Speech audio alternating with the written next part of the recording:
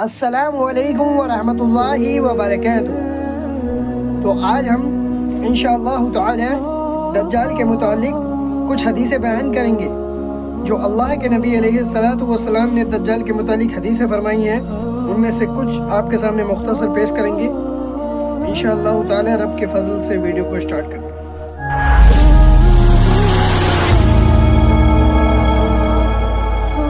صحیح بخاری مسلم میں حدیث ہے کہ نبی کریم صلی اللہ علیہ وسلم نے فرمایا، مدینے پر دجال کا رعب بھی نہیں پڑے گا۔ اس دور میں مدینے کے 7 دروازے ہوں گے اور ہر دروازے پر 2 فرشتے ہوں گے جو اس کی حفاظت کریں گے۔ اور ایک اور صحیح بخاری میں حدیث ہے، رسول اللہ صلی اللہ علیہ وسلم نے فرمایا، کوئی ایسا شہر نہیں ملے گا جسے دجال پامال نہ کرے گا سوائے مکہ اور مدینہ کے۔ ان کے ہر راستے پر سب بستہ فرشتے کھڑے ہوں گے جو ان کی حفاظت کریں گے۔ پھر مدینہ کی زمین 3 مرتبہ کانپے گی، جس سے ایک ایک کافر اور ایک ایک منافق کو وہ باہر نکال پھینکے گی۔ یعنی کہ جب دجال کا فتنہ آئے گا تو مدینے کی زمین 3 مرتبہ کانپے گی اور کافر اور منافق باہر ہو جائیں گے، صرف مومن ہی رہ جائیں گے مدینے میں۔ اور ایک اور حدیث ہے صحیح بخاری مسلم میں، ایک دن رسول اللہ صلی اللہ علیہ وسلم نے ہم سے دجال کے متعلق ایک طویل حدیث بیان کی۔ نبی کریم صلی اللہ علیہ وسلم کے ارشادات میں یہ بھی تھا کہ آپ صلی اللہ علیہ وسلم نے فرمایا، دجال آئے گا اور اس کے لیے ناممکن ہوگا کہ مدینے کی گھاٹیوں میں داخل ہو، چنانچہ وہ مدینہ منورہ کے قریب کسی شور والی زمین پر قیام کرے گا۔ پھر اس دن اس کے پاس ایک مرد مومن جائے گا اور وہ بہتر ترین لوگوں میں سے ہوگا اور اس سے کہے گا کہ میں شہادت دیتا ہوں اس بات کی جو مجھے رسول اللہ صلی اللہ علیہ وسلم نے ہم سے بیان فرمایا تھا۔ اس پر دجال کہے گا، کیا تم دیکھتے ہو اگر میں اسے قتل کر دوں اور پھر زندہ کر دوں تو کیا تمہیں میرے معاملے میں کوئی شک اور شبہ باقی رہے گا؟ اس کے پاس والے لوگ کہیں گے کہ نہیں، چنانچہ وہ اسے قتل کر دے گا اور پھر زندہ کر دے گا۔ اب وہ صاحب کہیں گے کہ اللہ کی قسم، آج سے زیادہ مجھے تیرے معاملے میں پہلے اتنی بصیرت سوجھ بوجھ حاصل نہ تھی۔ اس پر دجال پھر انہیں قتل کرنا چاہے گا، لیکن اس بار وہ انہیں مار نہ سکے گا۔ یعنی کہ جب دجال کا فتنہ آئے گا تو ان کے سامنے ایک سید الشہداء جو مومن ہوں گے، جن کے بارے میں حدیث میں لکھا ہے کہ سید الشہداء وہ شخص ہے جو حق کے سامنے، جو باطل کے سامنے حق بلند کرے اور حتیٰ کہ اسے قتل کر دیا جائے۔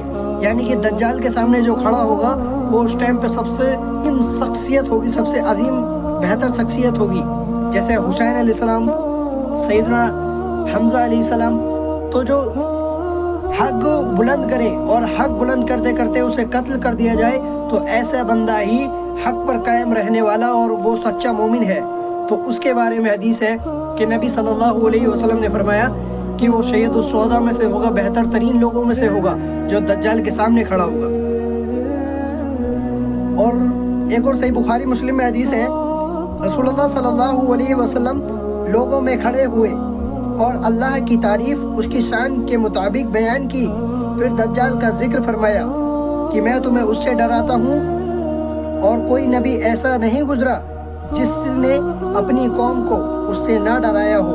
البتہ میں تمہیں اس کے بارے میں ایسی بات بتاتا ہوں جو کسی نبی نے اپنی قوم کو نہیں بتائی، اور وہ یہ کہ وہ کانا ہوگا اور تمہارا رب کانا نہیں ہے۔ اور صحیح بخاری مسلم میں حدیث ہے، حضرت ابو ہریرہ رضی اللہ تعالیٰ عنہ نے بیان کیا کہ رسول اللہ صلی اللہ علیہ وسلم نے فرمایا، قیامت کے قریب ایمان مدینے میں اس طرح سمٹ جائے گا جیسے سانپ سمٹ کر اپنے بل میں آ جاتا ہے۔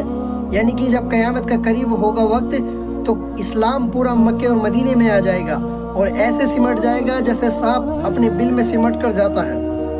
اور ایک اور صحیح مسلم حدیث ہے، رسول اللہ صلی اللہ علیہ وسلم نے فرمایا، اسلام شروع ہوا اجنبیت میں اور پھر اجنبی ہو جائے گا جیسے شروع ہوا تھا، اور وہ سمٹ کر 2 مسجدوں کے چلا جائے گا جیسے سانپ سمٹ کر اپنے چھید بل میں چلا جاتا ہے۔ یعنی کہ جب قیامت کا وقت قریب ہوگا تو صحیح مسلم میں یہ ڈیٹیل میں حدیث آتی ہے کہ مسجدیں ہوں گی 2، یعنی کہ مسجد الحرام اور مسجد النبوی، ان میں اسلام ایسا ہو جائے گا جیسے کہ سمٹ کر سانپ جاتا ہے بل میں، ایسے اسلام آ جائے گا مکے اور مدینے کے اندر۔ اور صحیح بخاری مسلم میں ایک اور حدیث ہے، رسول اللہ صلی اللہ علیہ وسلم نے فرمایا، میں سویا ہوا خواب میں کعبہ کا طواف کر رہا تھا کہ ایک صاحب جو گہوے رنگ کے تھے اور ان کے سر کے بال سیدھے تھے اور سر سے پانی ٹپک رہا تھا، ان پر میری نظر پڑی۔ میں نے پوچھا یہ کون ہے؟ میرے ساتھ کے لوگوں نے بتایا کہ یہ حضرت عیسیٰ ابن مریم علیہ السلام ہے۔ پھر میں نے مڑ کر دیکھا تو موٹے شخص پر میری نظر پڑی جو سرخ تھا، اس کے بال گھنگرالے تھے، ایک آنکھ کا کانا تھا، اس کی ایک آنکھ انگور کی طرح اٹھی ہوئی تھی۔ لوگوں نے بتایا کہ یہ دجال ہے، اس کی صورت عبد العزیٰ بن قطن سے بہت ملتی ہے۔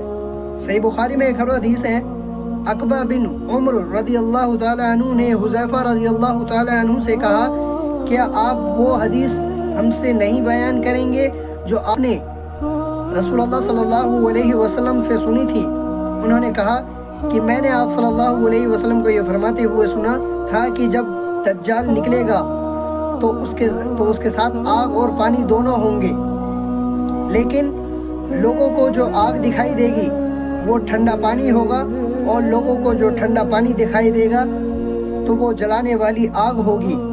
اس لیے تم میں سے جو کوئی بھی اس کا زمانہ پائے تو وہ آگ میں گرنا پسند کرے جو حقیقت میں جنت ہوگی، یعنی کہ جو حقیقت میں ٹھنڈا پانی ہوگی۔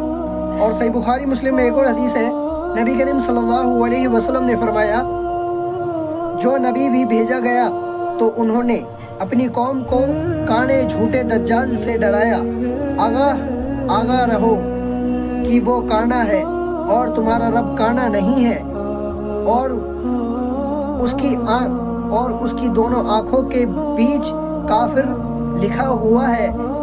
اس سلسلے میں ابو ہریرہ رضی اللہ تعالیٰ عنہ اور ابن عباس رضی اللہ تعالیٰ عنہ سے بھی نبی کریم صلی اللہ علیہ وسلم سے یہی حدیث روایت ہے۔ اور صحیح مسلم میں ایک اور حدیث ہے، ابو دردہ رضی اللہ تعالیٰ عنہ سے روایت ہے کہ رسول اللہ صلی اللہ علیہ وسلم نے فرمایا کہ جس شخص نے سورہ کہف کی 10 آیتیں یاد کر لی تو اسے دجال کے فتنے سے محفوظ کر لیا جائے گا۔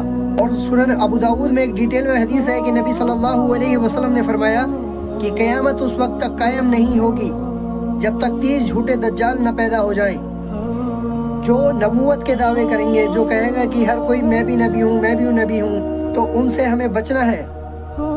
اور اس سے بڑی بات کہ نبی صلی اللہ علیہ وسلم نے دجال کے متعلق کیا فرمایا، صحیح مسلم میں ایک حدیث ہے، آپ صلی اللہ علیہ وسلم نے فرمایا، یقول ما بین خلق آدم الی قیام الساعة خلق اکبر من دجال۔ اللہ اکبر۔ نبی صلی اللہ علیہ وسلم نے فرمایا کہ جب سے اللہ نے آدم علیہ السلام کو خلق کیا اور کل قیامت تک کوئی فتنہ ایسا پیدا نہیں ہوا جو دجال سے بڑا ہو۔ اللہ اکبر۔ اللہ ہم سب کو دجال کے فتنے سے ہر قیامت کی چھوٹی بڑی نشانی سے محفوظ عطا فرمائے۔